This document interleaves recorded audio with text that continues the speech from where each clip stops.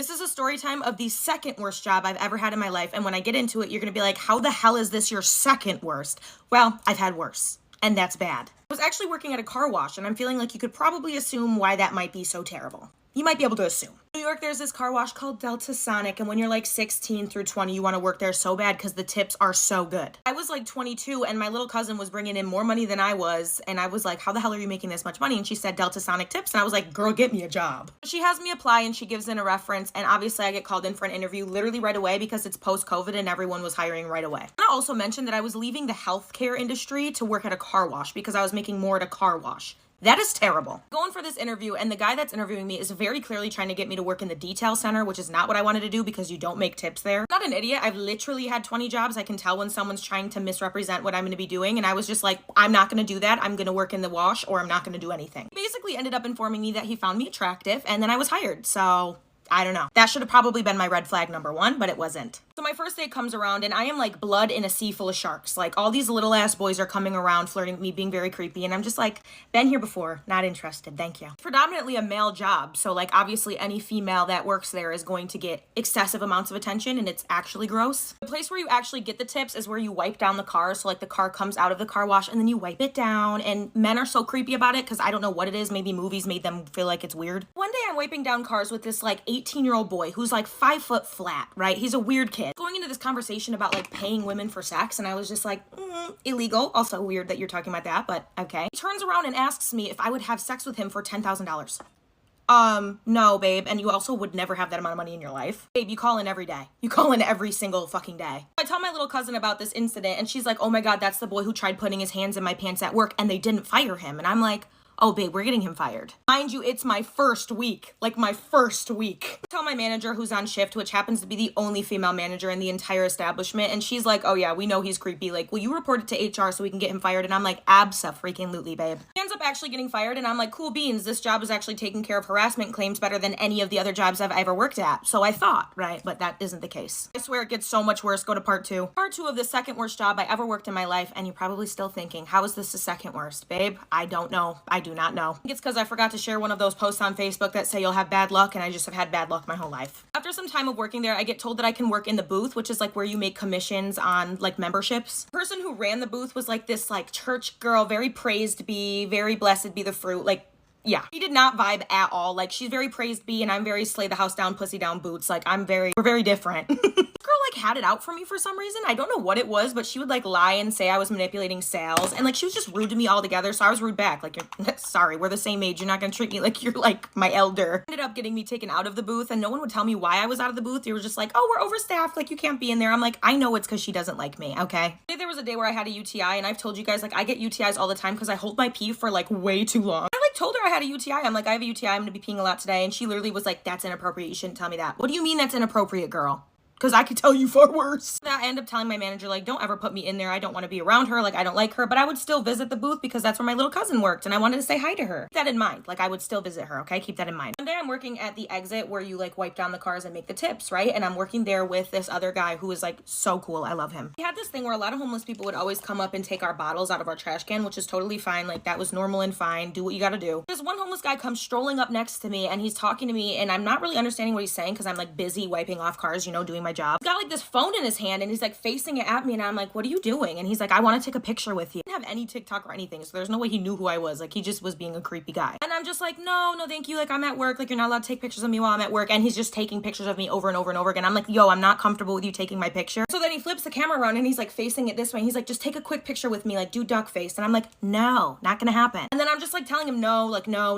And then my manager starts walking by, and I'm like, come over here, like get over here quick. The manager literally laughs and is like, and walks away, and I'm like, I'm literally being harassed by this random guy right now. Like, please come over here. Now this guy starts asking me for like a hug, and I'm like, no, like I don't want to hug you. I don't know who you are. Like, can you back up? My coworker starts noticing what's going on, and he's like looking, and he's like looking at me like really nervously, and I'm looking at him like, yo, help me out here. Out of nowhere, this guy jumps in to try to kiss me on my mouth. Worker sees this, and he starts cursing this guy out, and the guy just sprints across the street to the Cricket. Apparently he needed to pay that phone bill. I take a second to go give my cousin a hug and get like comforted by her because I'm like, this is ridiculous. Walk up to the booth and I'm telling her what happened and I'm like just asking for a hug basically, and that girl that worked in the booth that I didn't like comes in and is like, you need to get out of here. Girl, she's so lucky I didn't throw my hands. She is so lucky. Then like 3 weeks went by and I stopped showing up and I basically quit and started working at Ulta, and I loved Ulta and that was one of my favorite jobs. I, 30 male, am considering ending my relationship with my partner, 26 female, due to her being $250,000 in debt. I am a 30-year-old male and I have a well-paying job, roughly $100,000 per year and no debt.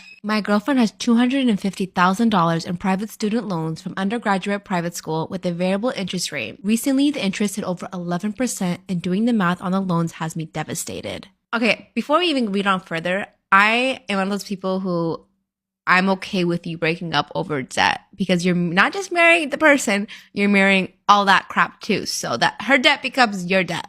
With how fast it is growing, she will need to put $25,000 a year into it just to keep it in the same place. That basically guarantees that I will never have financial help during our relationship. Additionally, with how much she will need to work just to pay the loans, I won't have much help around the house or with our kids if and when we have some either. I keep blaming myself that I can't just deal with it. It's just money, right? But at the same time, when I look at the reality of the situation, I can't help but feel I need to walk away from this situation. Number one cause of divorce is financial problems. Just putting it out there. Additionally, she's going back to school in the fall for a higher paying job, probably 60 to 85K income at the end realistically, with the possibility of 125K a year if she works herself to death. But this program will add another 30K in federal loans. I think this is a bad decision, but it's also the only option she seems to have to up her income. A lot of jobs that if you get a full-time job with a good company, they'll pay for you for your extended education. I hope a lot of people know that. Like,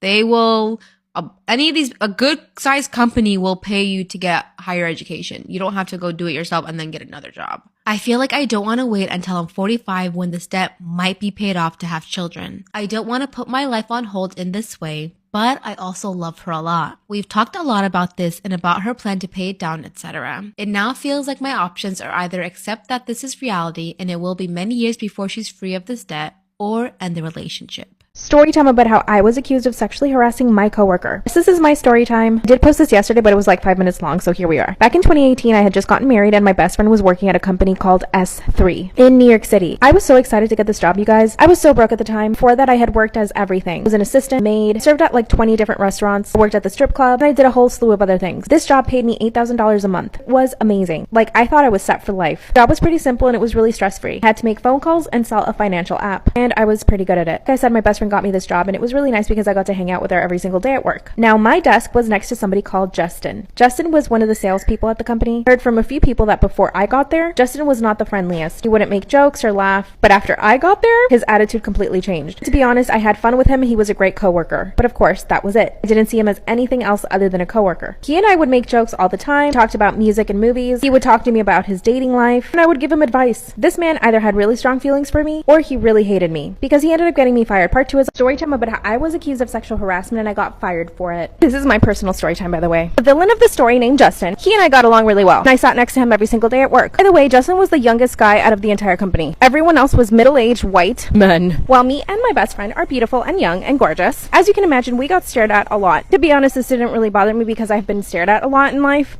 But when you find out what happened, it's infuriating. Walking down the street doing this voiceover. This is how badly I want to post this. The owner of the company is Bob. Bob and I got along really well. You see, I thought I was taken seriously in this workplace. I thought that I had value. But of course, apparently to these older white men, I did not. Today I get home from work and I get a message from Gabe, my manager. I don't like Gabe. Gabe told me not to come into work. And the following day, he tells me not to come into work again. Can you see how this would freak anyone out? I had a really bad feeling. Serena had no idea what was going on. If she did, she would tell me. This girl had my back always. Part 3 will be up soon.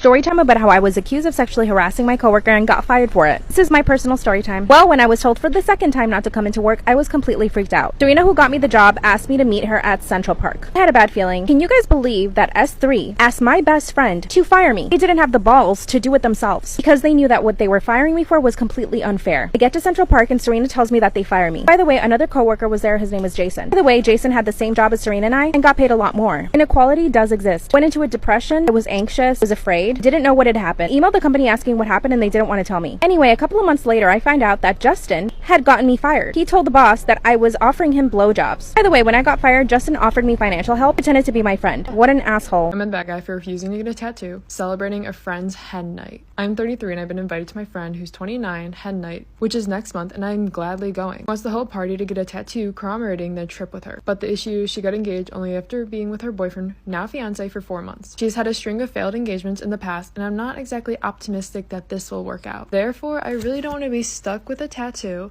celebrating a failed engagement. When I said no, she got all weird with me and demanded to know why. I didn't want to say, but of course, which annoyed her even more. She wants a tattoo to feature something iconic from the city we'll be partying in with 2023 underneath.